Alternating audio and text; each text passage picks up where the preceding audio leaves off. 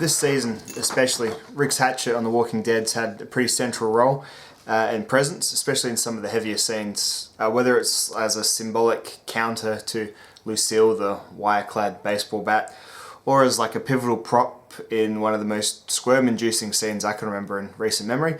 It's definitely come to the forefront in the viewer's consciousness, and you may be wondering about the actual hatchet. Which one is it? Can I get it? Is it a prop? Well, the actual axe used in the show is made in Taiwan by an American company called Cold Steel.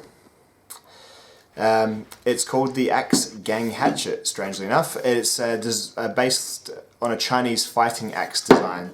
So I'm not sure axe gang, I'm not sure if gang is a Chinese word or if it's gang as in the American or the English word for gang. Anyway, so from the factory it comes with a 20-inch handle made of hickory. So it's a little bit longer than you've seen in the show. The bottom of the handle has Chinese characters on it. I noticed the one on the show is a fair bit shorter. I would guess to about probably there, so they lose about 8 inches or so. Much more of a hand axe when you see Rick wielding it. I guess it's a matter of taste as to whether you think the Chinese symbols are cool or cheesy or somewhere in between. I tend to think it's a little bit cheesy, not really my cup of tea, especially when it's just a mass-produced bit of kit, not even made in China, made in Taiwan, and yeah. Anyway, it doesn't really affect the performance of the tool or really the tool at all. So really this is a more martial in purpose axe, rather than being a woodcraft or a wood cutting axe. So the flat, stark grind makes for two pretty workable points, which I guess are good for stabbing and up close personal relations with zombies. And that flat edge will make really good cleaver style cuts. Very good weapon blade. Cutting the handle down has reduced the possible force delivered through like leverage. So you see when Rick's got it in the show, he's actually got a fairly short version of this that wouldn't really be as great as at doing sort of big, dramatic cuts, like perhaps you would if you were cutting down a tree or something. However, the reduced handle length would enable better close quarters action. You're not worrying about this second half of the axe swinging around. So I guess that's why he's done that. That's really one of the cool things about the arsenal of stuff in The Walking Dead. It's, as far as I can tell, it's all real stuff that you can buy. And I guess it's going with the whole real world, if people had left all these cool brand name tools everywhere and brand name knives everywhere, then I guess your survivors would be picking it up.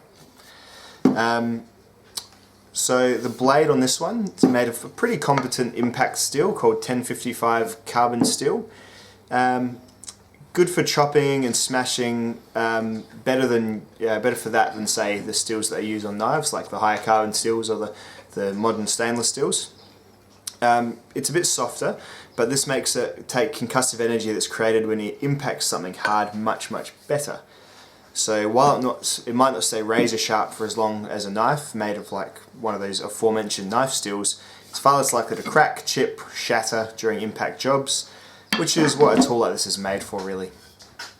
The steel will rust, however Cold Steel has shipped with a clear coat of sorts on the exposed part of the blade, and the rest of it is obviously painted, including the eye. You can see the wood, the different texture there coming through. So yeah, it's relatively rust resistant in its current form. But when sharpened, however, so the edge comes quite dull. This is because Cold Steel sells this as a low-cost item with no sheath. A heavy tool like an axe with razor-sharp edge and no sheath will find itself breaking free of packaging in transit after being knocked and bounced around, as happens. It's still definitely, even as it is with its pretty dull factory edge, definitely a lethal weapon. So it's something that you wouldn't be sad about having, even as it is, if the zombie apocalypse was to occur. When sharpened though, because they have differentially heat treated this, the edge is a bit harder than the back part of the steel, so you can sharpen that edge to a very sharp workable edge. I will do that on my workshop in a little bit, and then we'll get to some proper cutting as Rick Grimes would be doing with his Cold Steel Gang Hatchet. the handle, it's quite wide, so for those who want to use it as a hatchet in the wood and make the repetitive cuts, it's probably not ideal.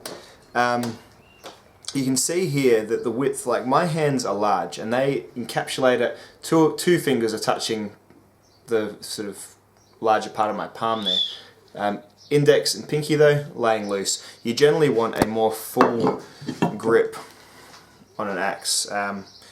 You want, yeah, a bit more finger coverage on a woods type axe, and this is quite different from a woods type axe. I'll show some comparison shots between this and one of the better sort of wood crafting axes next door to each other.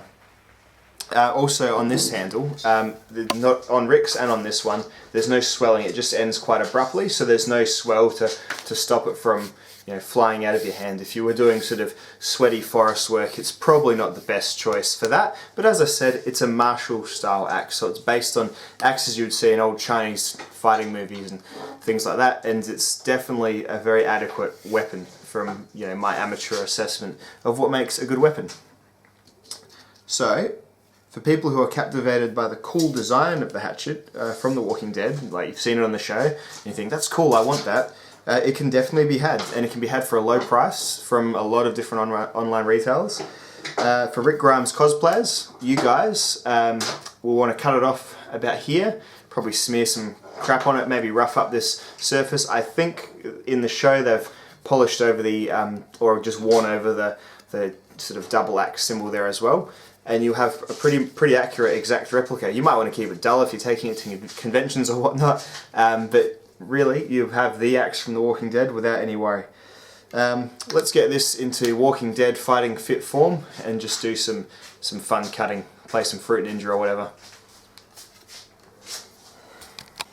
This is footage of me cutting a cabbage and then some wood with the hatchet before any of the modifications. So this is the axe as you buy it from the shop with its dull factory edge. As you can see, it still cuts wood really well just because it's a heavy tool on a long handle. And obviously it's going to smash that cabbage up, but I dare say we'll be able to do it a lot better once we've got a sharp edge.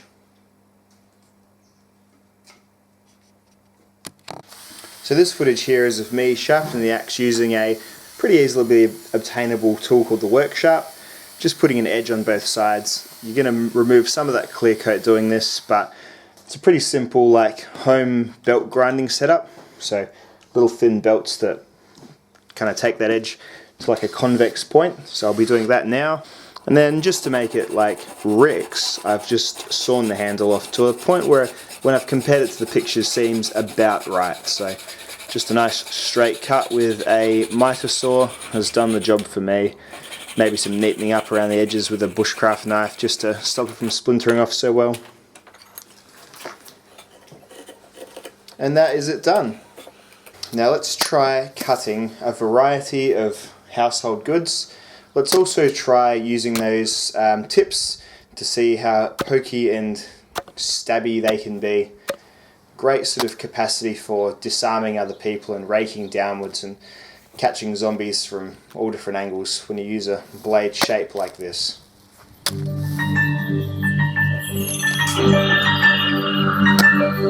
Yeah.